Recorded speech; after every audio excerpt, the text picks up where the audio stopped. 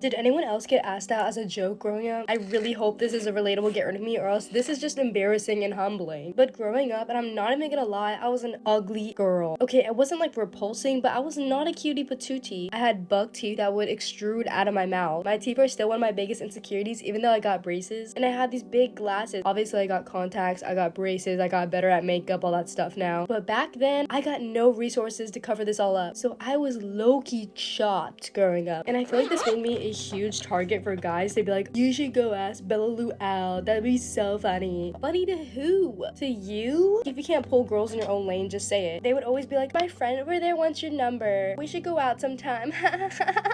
That all happened in middle school, and I thought it was gonna get better in high school, but I was wrong. I remember there was this group of guys in my high school, and they were playing fantasy football. And one of the guys thought it would be a funny idea to make their fantasy football punishment asking me to a school dance. And I just bawled my eyes out because everyone thought it was so funny. They're like, yeah, that's the punishment of the year. Like, am I really that embarrassing to be seen with? But honestly, I probably needed that character growth. And now I'm like a pro at makeup and hair. I know how to get glammed up. So I got better looking throughout the years. And it's not because I got better looking, it's because I got better skills now. And that's when guys started asking me out for real. Literally, one of my crushes asked me out to Hoko, and I was like, you're funny. Screw you, you're a horrible person. Why would you ever do that? Why would you ever play fantasy football and make me the punishment? Later, I found out that he didn't play fantasy football. Bro, I just rejected my crush because I was scared that it was a joke. That is the fumble of a lifetime. But like, it has seriously messed with my trust levels because whenever a guy asks me out now, I'm like, me? Like, I know my worth, but also like, why do you know my worth? What the sus? You're asking me out? Are you sure? Is this some kind of prank? Is there a bet going on? Just let me know. You can tell me now. I'll play along. I complain a lot about like, oh, I don't have enough friends. I don't have a boyfriend. I'm not in a relationship. But at the same time, I reject everyone that comes my way. Anyone that wants to ask me out, anyone that wants to hang, I'm like,